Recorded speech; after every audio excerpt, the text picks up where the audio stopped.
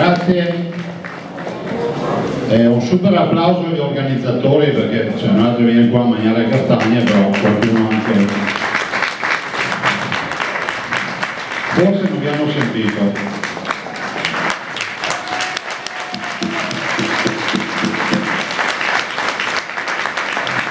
Allora parlo, vado via, mi scuso, però ho fatto tutta la giornata in giro in tutta sincerità e volevo dirvi che Beppi Fantuzzi ha il merito di rovinarmi tutte le estati e vi spiego anche perché non è facile vedere uno che ti chiama a agosto e ti dice dammi la data della castagnata, cioè, ogni volta ti arriva anche a novembre, allora no, Beppi nel motore, quindi grazie Beppi per tutto quello che ti fa, grazie alla sezione.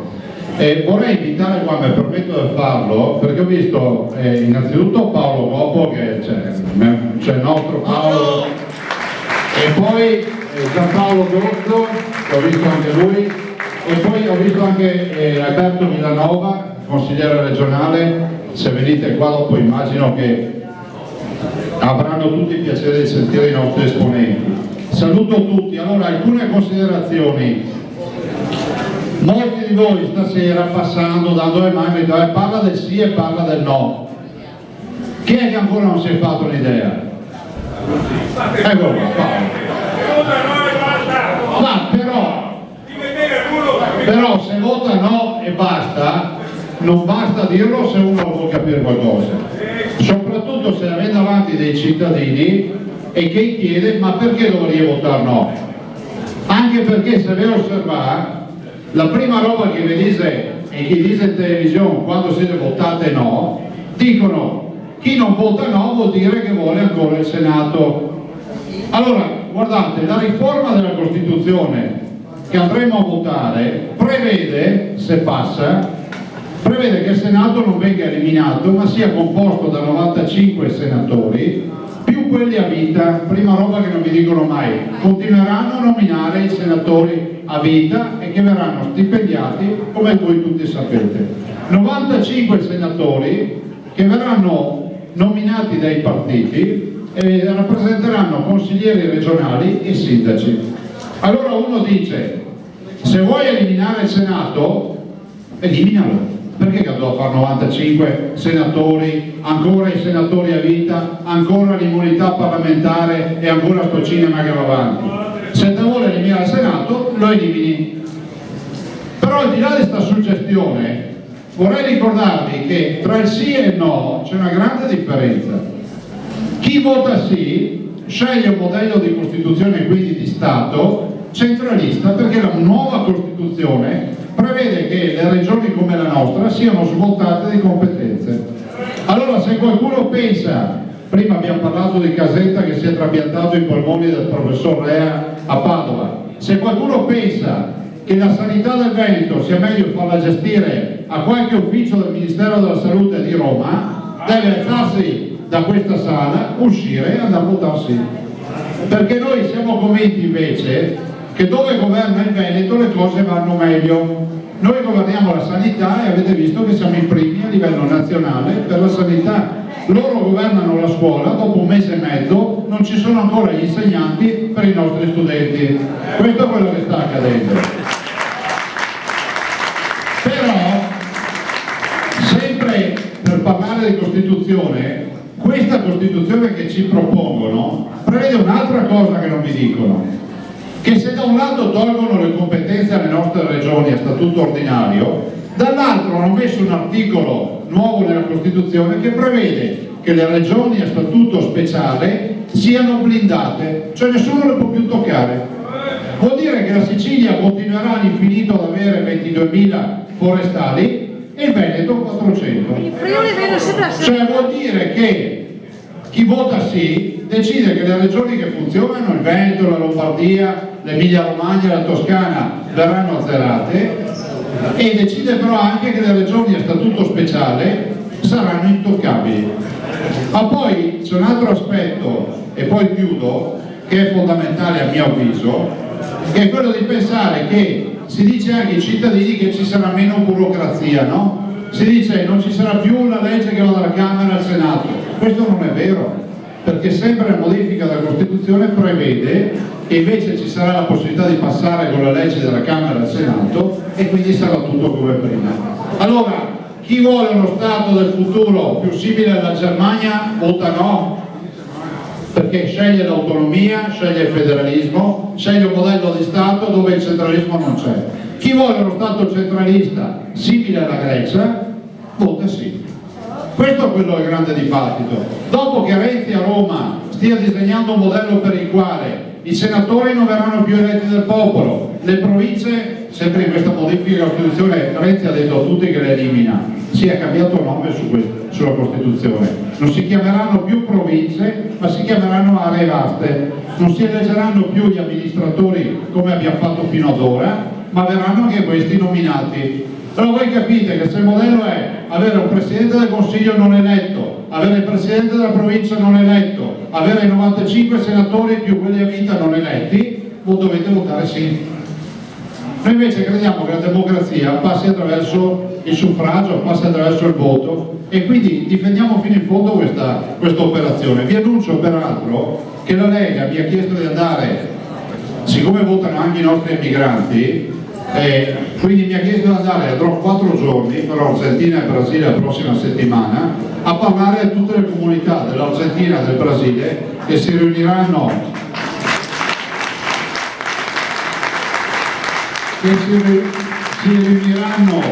esattamente domenica all'ora di pranzo a Buenos Aires. Avremo quasi 1 migliaio di oriundi veneti che verranno un po' da tutta l'Argentina per fare questo incontro per parlare appunto del Veneto, del referendum, e poi martedì 15 sarò a Caxias do Sul, e quindi in una terra dove la lingua ufficiale è il Veneto, dove si parla il Veneto, non il portoghese, e quindi in Brasile. Lì sarò martedì sera a parlare sempre, penso a qualche migliaio di emigranti che anche lì arrivano un po' da tutta quella zona dell'America Latina, che vogliono avere indicazioni. Sapete che anche gli italiani all'estero votano.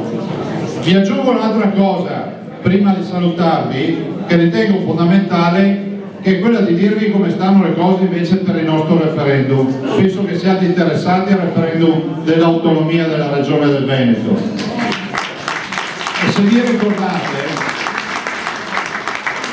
ricordate, l'anno scorso, anche se qualcuno non ci credeva, vi ho detto, proprio qua a novembre, vi ho detto pronti perché il prossimo anno faremo il referendum. Non è che abbiamo mancato la parola, siamo la prima regione nella storia della Repubblica Italiana ad essere autorizzata a fare un referendum per l'autonomia della regione. Ma attenzione, non è, qualcuno potrebbe dire, ma ora qui a Roma gli è buoni, no? No, noi abbiamo fatto una legge per fare il referendum, Renzi ce l'ha impugnata, abbiamo fatto una battaglia legale, abbiamo vinto davanti alla Corte Costituzionale, roba storica, la Corte Costituzionale ha dato ragione a noi, ha detto no, i veneti possono farlo il referendum. Capite che noi apriamo una strada che è nuova. Perché non l'abbiamo fatto? Io volevo farlo a settembre, perché la legge dice che dobbiamo fare in modo di fare questo referendum insieme a un'altra tornata elettorale, che è una roba intelligente, no? Allora abbiamo chiesto 2 volte, abbiamo diffidato la 3ª volta al governo Renzi, chiedendo di poterlo fare il 4 dicembre assieme al referendum nazionale. Questi non ci hanno neanche risposto. Farlo da soli ci costerà 14 milioni di euro, però noi lo facciamo. A voi cosa dico? Guardate, lo faremo in primavera, ormai è deciso, abbiamo stanziato i soldi a bilancio e approveremo il bilancio regionale, immagino entro il 31 dicembre, e saremo in grado di firmare il decreto di convocazione delle urne, lo firmerò penso i primi di gennaio, e andremo verso la primavera per fare il referendum. Cosa vi chiedo? Il giorno dopo il referendum il Veneto non sarà più quello di prima. Qualcuno, i nostri nemici, dicono ma dai a fare il referendum tanto non cambia niente. No, il giorno dopo non è che abbiamo l'autonomia, ma il giorno dopo noi abbiamo un'autostrada inesplorata da percorrere, perché mai si è fatto un referendum per l'autonomia. Però sappiamo che in Europa una nazione che si chiama Gran Bretagna, che ha al suo interno una regione che si chiama Scozia, ha fatto lo stesso percorso. Prima ha fatto il referendum per l'autonomia e poi quello per l'indipendenza. Allora noi chiediamo cosa ai veneti? Di non dare per scontato che al referendum per l'autonomia vincerà il sì. Qua lo sappiamo che non serve essere leghisti per votare sì. Abbiamo visto che tutti i partiti dicono che quando si andrà a votare al referendum dell'autonomia tutti saranno favorevoli. Noi dobbiamo darci da fare perché tutti i veneti vadano a votare. È fondamentale che il risultato che mi consegnate il giorno dopo non deve essere solo una vittoria dell'autonomia, ma deve essere una vittoria dell'affluenza alle urne, perché a Roma dobbiamo fargli capire che ne abbiamo appena le palle dei loro discorsi. Questo dobbiamo dire. E il potere contrattuale noi lo dimostriamo se tanti veneti vanno a votare. E qua rispondo e vi invito a dare la stessa risposta a quelli che vi fermano e vi dicono ma la Lega è 20 anni che parla del federalismo ma non per mai combina niente. Quante volte avete sentito questa frase? Allora voi gli dovete rispondere che in un'assemblea di condominio si conta in base ai millesimi. La Lega andava a governare il governo con il 8%, con il 9% e nel suo condominio contava per l'8%, per il 9%. Non dovete accusare e colpevolizzare chi è passato nelle amministrazioni, però gli dovete dire quando la Lega è andata col 50% più 1 in Veneto ha portato a casa subito il referendum per l'autonomia. Questa è la verità.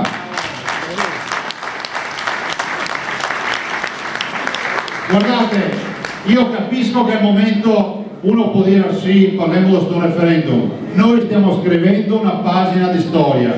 I veneti non hanno più alibi, perché quante volte Paolo Gobbo ci ha detto Paroni a casa nostra. Adesso basta, adesso o si va a votare al referendum o il giorno dopo sarò io a chiudere il fascicolo. Dico, vabbè, se nessuno mi interessa, saremo il fascicolo e butto via. È arrivato il momento, noi ci abbiamo investito tempo, ci abbiamo investito tutto quello che potevamo perché comunque è stata una battaglia dura, però guardate che sarà un referendum che cambierà la storia, quello dell'autonomia del Veneto. Per ora però concentriamoci su quello di Renzi, perché non basta dire voto no così va a casa, anche questa è una motivazione, dopo io ho qualche dubbio che questo va a casa, però è fondamentale che un Veneto che si ritiene autonomista deve comunque votare no al referendum di Renzi. Questo è quello che diciamo. L'ultimo aspetto, e l'ho chiuso e vi saluto, è quello dell'immigrazione. Allora, sull'immigrazione vorrei dirvi, e poi sarà il nostro segretario nazionale D'Alè, sarà il nostro segretario provinciale che saranno più precisi, però vorrei ricordarvi che in Regione del Veneto, grazie a questi qua che c'è a Roma che pensano che il problema dell'immigrazione non esista, sono già transitati a tutt'oggi 31.000 immigrati, vuol dire una città più o meno come Conegliano. Bene, di questi non si sa nulla, non sappiamo se facevano le croce rossine o se faceva i delinquenti del suo paese, vengono qui, ma sappiamo una cosa fondamentale, che 2/3 non sono profughi, cioè sappiamo che 2 su 3 non sono scappati dalla morte, non sono scappati dalla fame. Allora tutti quelli che vengono a farci lezioni di solidarietà, che ci dicono che dobbiamo avere la compassione, che ci dicono che siamo razzisti, gli rispondiamo che noi aiutiamo quelli che scappano dalla morte e dalla fame, non quelli che vanno in giro per il mondo con telefoni in perfetta forma fisica e che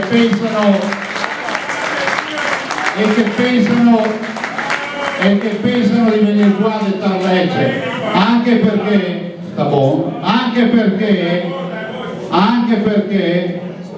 da quando che ha vinto adesso nei tempi fermi, anche perché vorrei ricordarvi che qualcuno di questi signori, anzi quasi tutti, vengono da paesi dove c'è la Sharia, quindi se vai a rubare ti tagliano la mano, arrivano qui da noi in Italia, se vai a rubare la mano gliela tagliano il poliziotto che ti ha arrestato.